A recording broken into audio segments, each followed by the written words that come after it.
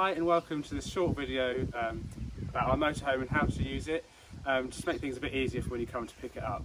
If you've got any questions you can then ask us when you come along. But to start with, we'll just go through the basics of unlocking and the keys. There are quite a few keys to this motorhome. It can be a bit trial and error, but I'll try and go through them now so you can learn which keys do what. So initially your main key fob, which is just your unlock and your lock. That turns off and disables the alarm, so it's quite important that you make sure you use that before actually entering the main motorhome. So for the main door here is your blue key. Straightforward, just one turn, you've unlocked the main door. Coming along here, there are some more compartments. You probably won't need to use this one down here. But it is your main garage. To access your garage you'll need two keys, keys A and B. A is the top and B is the bottom. Just one turn of the key will release the mechanism, which then allows you to rotate the lock. And it will open. Your gas locker on the left hand side, it's the blue key. Pop that in. Some of the locks are a bit sticky, so just give it a bit of a wiggle, twist, and then open. And we'll show you later on the gas as well. For all of these compartments, when you do them up, sometimes you need to hold the black knob in place whilst twisting. And as long as that doesn't pop back out again, you've locked it. All of the covers are alarmed, so if they're not closed properly, you will set the alarm off when you leave the vehicle. Under here, I'll show you now, again, blue key. This is your drainage valves. So in here you have two handles, one here and another one round to the side here. Okay, so in here are your water controls. This tap here on the left hand side is for your dirty water, so you just move the handle to empty the tank.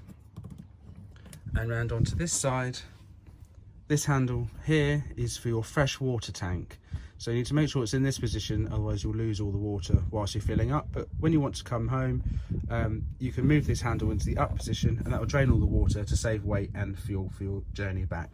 So your fresh water, lift up this flap, blue key again, just insert, rotate the key and pull it out.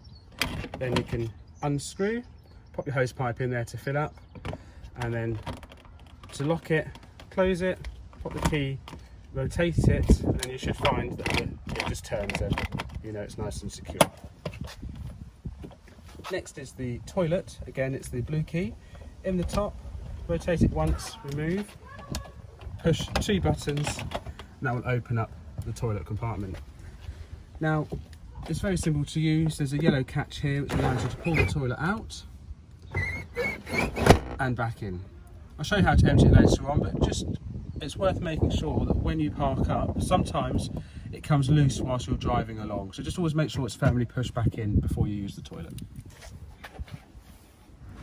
Okay, so for your power, this is a bit of a pain. When you release the cable, there should be a blue plastic clip which allows you to release the lid. That's not there anymore, so just when you want to remove it, lift up this top part, and whilst you're lifting it up you can then pull the cable out. It's a bit of a wiggle and it comes out. Basically this bit locks in at the back, so you just make sure you lift that. To put it in, it's very simple, that will just click in place. Here we've got another access compartment into the garage. This one is key D. You probably won't need it because you'll be able to get through the big doors at the other side. But it's just another access into the garage. Whilst we're here, we shall just take out this cover and I'll show you how to fit this to the front windscreen.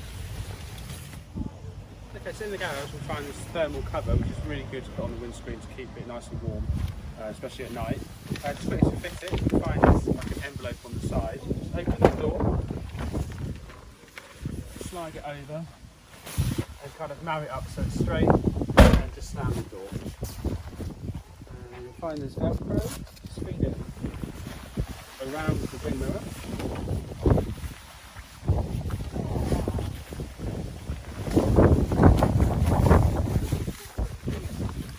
All the way around. I'll do the Velcro here as well so it's not stuck. And then slightly tricky bit, again, there's an envelope here. You have to open the door but just a tiny bit, so you can slide it over like that. Then you can slam it shut. there's ties on both sides to go around. Velcro underneath the wing guard. There's also a bit of Velcro there to attach to the wing wiper blade as well. With the cover as well, if you want to get more lighting during the day without taking the whole cover off, there's actually Velcro. Pull down and it'll open up to let some light in as well. And at night you can just reseal it back up. Okay, so we'll go inside now. First of all, there is an electronic step. There's a button just inside here, which you can press, and the step will come out. Okay, so we'll go on in.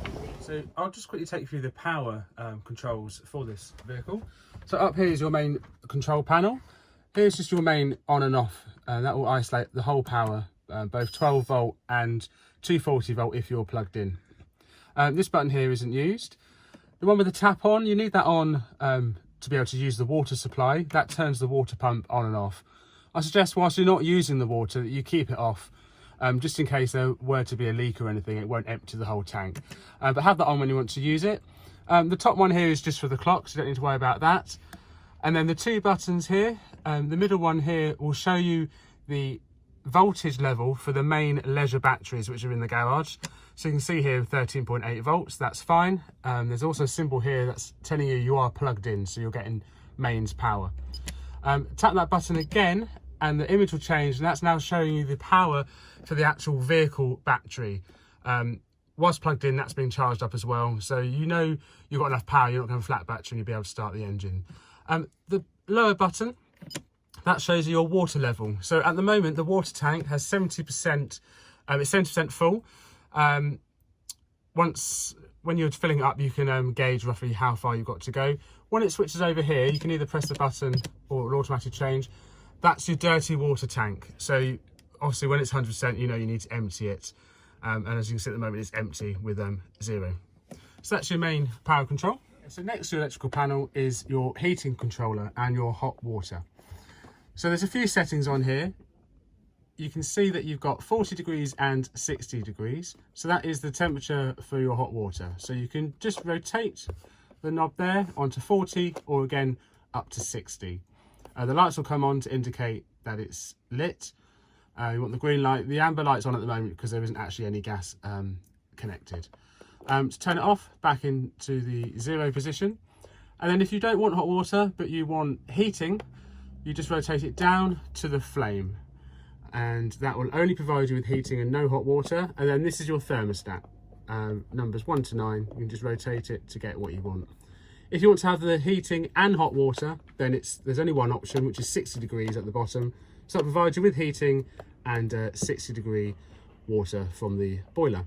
With the heating, it's air blown, so there are vents around the vehicle which blow out hot air. It's very effective, but you probably won't need it during the summer anyway. But if you wanted to use it, that's how to do it. And then just turn it back off, back into the centre. Just down here as well, you've got your fire alarm and carbon monoxide detectors. Okay, just with the lock for your main door here, just to open, it's a simple push down.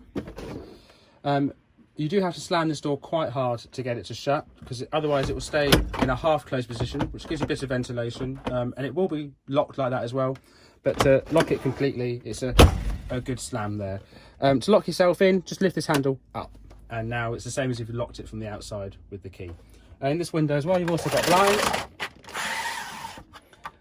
And if you wanted to use it and you're outside at night, there's also a fly screen that comes across. Just make sure you remember it's out, you don't walk into it.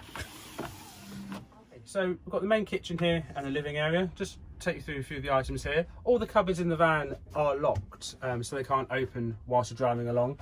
So just remember, you can't actually pull them, you have to press the button. So every cupboard has a button, push that, and that will then release the mechanism. And then when you close it, it should click shut, so you know everything's secure whilst you're driving along. So make sure you push those buttons, otherwise you won't be able to open them and you would damage the cupboards. Whilst we're here, we'll just look at the blinds. So all the windows have 2 blinds, one complete privacy blind, and once that's up, that's now locked into a net, which when you come down you'll see there's a net mesh there if you want. To separate them, just remember they're spring loaded, so when you release it, it will fly up. So keep your hands on the net, bring the 2 buttons in, that's released the mechanism now, and you can now just gently allow those to go up. There's also a light here for when you're cooking. Here's your gas burner. You do need a lighter to light it. It's very simple, 3 burners, just turn the gas on and light. Covers down here are the same, they've all got the latches. Just one to note, this one in the middle here that pulls out, the button does get stuck. You just have to push it in just to try and release it. Just make sure it's, there we go, it's locked before you drive off again. With the fridge, simple controls on this. It's a 3-way fridge, so you've got gas, electric and 12 volt. So if you're using a mains hookup, have it in the middle position, the green light will be on. So you're using 240 to use the fridge.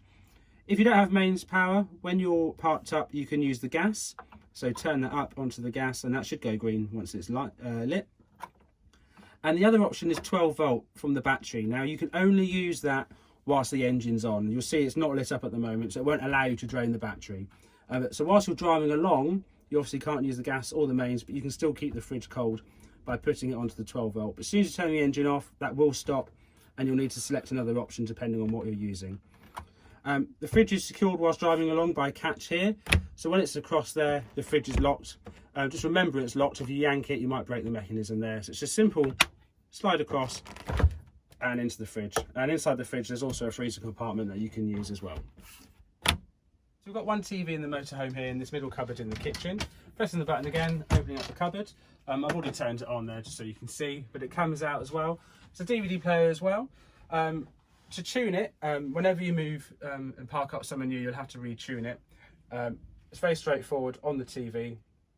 Just go into the menu. There it is. And you've got auto tuning and just follow the instructions there. Same as any other television. Okay, so on the motorhome, there are solar panels on the roof. It's nothing really that you need to worry about, but here you can actually just see if you get any power from the solar panel. So if you are parked up somewhere without power, hopefully the batteries will keep topped up from the solar panel.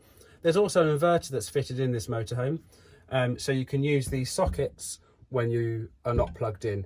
Obviously that is going to drain the batteries quite quickly, so I don't really recommend you use it, but if you needed to for something, all you need to do is just flick the inverter on, so you've got the green light, and now the 240 sockets will work. Only the white ones that have been added. There are other ones in the van which I'll show you, which are for when you're actually plugged into the mains power.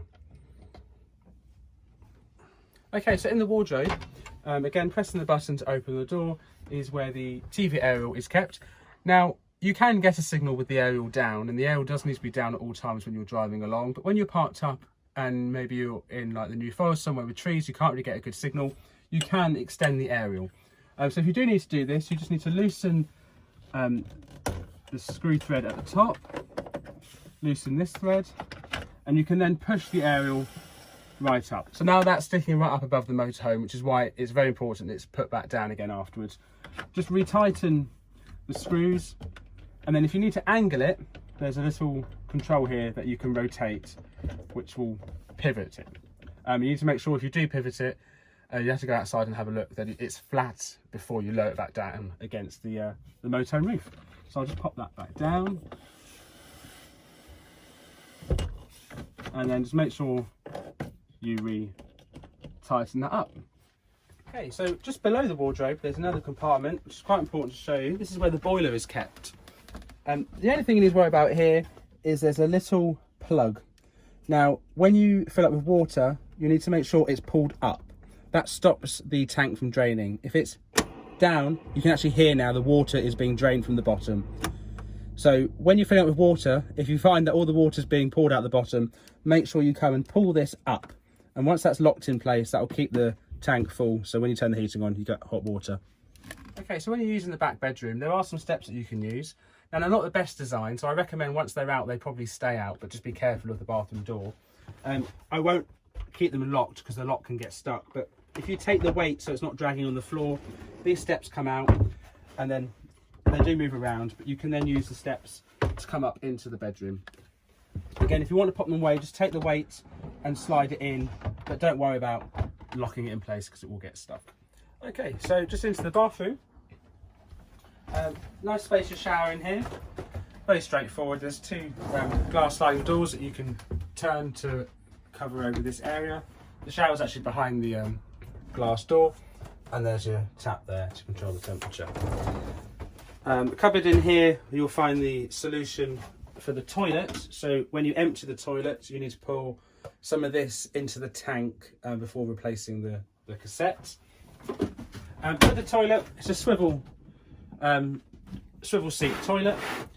Very simple. There's a blue button here for the flush, and down the side here, once you've been to the toilet, you just move this grey handle forward, and that opens up the toilet into the tank below, and then just close it again once finished.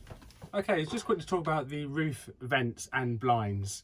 To open the roof vent, you just pull down this catch, and then there's grey handles which will allow you to open up to get some more ventilation.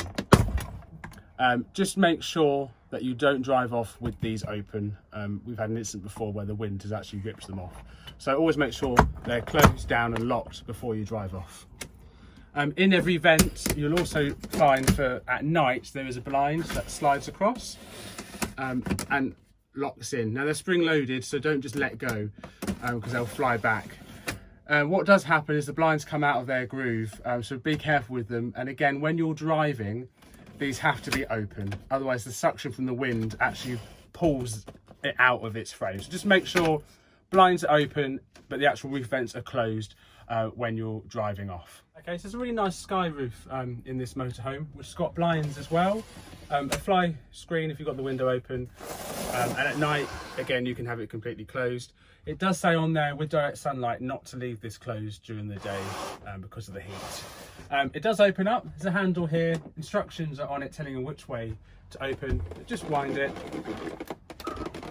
and it'll lift up nice like that. And again, obviously, please don't drive off with this open. And then opposite direction, just to close it down again.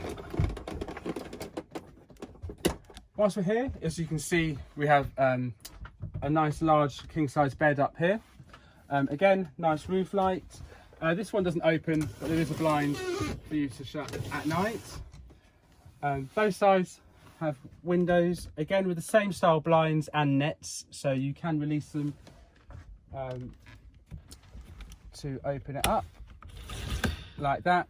And the windows, I'm not explaining the windows yet, but all the windows have a button that you need to push before actually opening. So don't try and force anything, but you need to push that button in and rotate the handle on both sides and it will come up. And there's some reading lights up there as well. With the curtains, these are only fitted as like shower curtain tension poles, so they may come down. If they do, don't worry, just pop them back up again. If you pull on them, they will probably come down. These are just an addition that I did myself to add some privacy. Same with the curtain behind for the main other bedroom as well. That's just a tension pole, so if it does come down, don't worry, you can pop it back up. Okay, when you're not using this bed, these steps do come off, so you don't have to have them in the way during the day. You can just pop them up there. And then to create more space as well, this bed actually folds up out of the way. Simply just push it up and it creates a lot more space for you. And if you're not using this bed at all, then you can just keep that up all the time. Okay, just again to go over the windows, as I said previously, to open them there are buttons that you must push. So just gently push the button in and the handle will then rotate. Once it's rotated, you can then open it. Now these do have a system that it should hold them in place like that. You gently push it out until you hear a click, then when you let go it should stay in place. They can be a bit temperamental, and then you just do it again to release it, and there should be a system like that, so you can have them open as wide as that as well if you wanted to, and then again open it a bit more and it will come in. And there is a second slot if you want to just lock them open with a bit of fresh air. If not, just make sure they're all the way in, especially when driving off.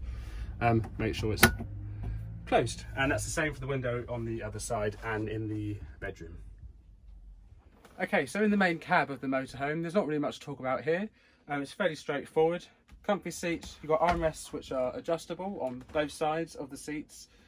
You've also got curtains here, so you'll probably already have the heat protection screen on the front of the windscreen, but you can also draw some curtains across. Very good feature on this, it is a long motorhome, so you need to be careful when manoeuvring, but there's a great camera. This camera acts as a normal rear view mirror whilst you're driving along, so you can see here it's just showing our garage at the back, But what's great about it is there's a separate camera. When you go into reverse, it automatically switches to a view looking straight down, so you can actually reverse right up against something if needed. It's really helpful when parking, and that's automatic. And as soon as you go back into a normal gear, it will switch back over to a normal straight view backwards. Apart from that, there's cruise control, lights.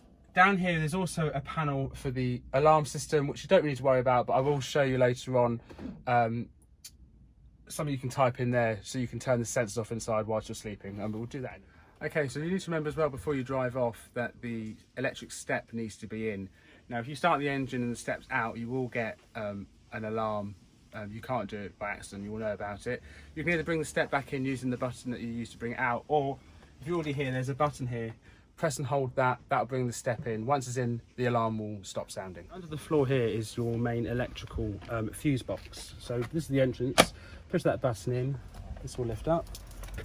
And if anything were to trip, you'll find your trip switches are here that you can reset. Apart from that, there's nothing there that you should need to use during your holiday. So in our gas cupboard here, there is room for 2 bottles. Ignore this blue one, it'll be 2 orange ones. Very simply, make sure they're strapped in, and the gas bottle just disconnects using this nut here. I'll provide you with the spanner for it, so you can just rotate it, making sure it's off, to take it off and then pop it onto the new bottle if need be. The gas will be off when you get the van, so to turn it on, just rotate on top here to get the gas flowing into the motorhome. Okay, so just quickly go over the toilet. So yellow handle to lift up, the toilet will then just simply slide out. Grab it by its handle, and then you're free to take it away and take it to the disposal place that's at your campsite. Simply rotate this, unscrew this end, and then it literally just pours out. Press the yellow button here, which will allow air in, so it's easy to empty. Once it's emptied, that blue solution that I showed you in the toilet, pour some, with this on its end, pour some in there, so you've got some bit of fresh water in there. Put the cap back on, and then you're ready to go again. This does also have a carry handle if you want to wheel it along. Like I say, it does sometimes come loose when you're travelling, so make sure before you use the toilet that it is firmly locked in with a click, and you're good to go. So if you need to use this, the bed in the middle, it is advertised as a 6-berth motorhome. We recommend if you're going to use this bed, it's only for children because it is quite small. Mainly, the unique feature with this is the previous owners added in a framework here, so you could have seat belts as well as just on the other side. It does shorten the length of the bed. If you're going to use it though, I'll show you how to the best way to make this bed up. So this table becomes the bottom of the bed. Lift this table and it unhooks. The leg underneath, just pull it away from you and slide it in. And then this is the tricky bit because of the cushions. So once the table is lowered and in place, we found the best way is to slide the main cushion across, so you've got 2 that are the same height. These are like triangular shapes, so you probably want to turn it that way, so your head's slightly raised. And just to fill that gap there, you can just take off these are just velcroed on, and you can wedge that in place and then put your pillows on top there. So like I say, it's a small bed, there is room. You'll need to take these off as well just to give you that extra leg room. These just slide out,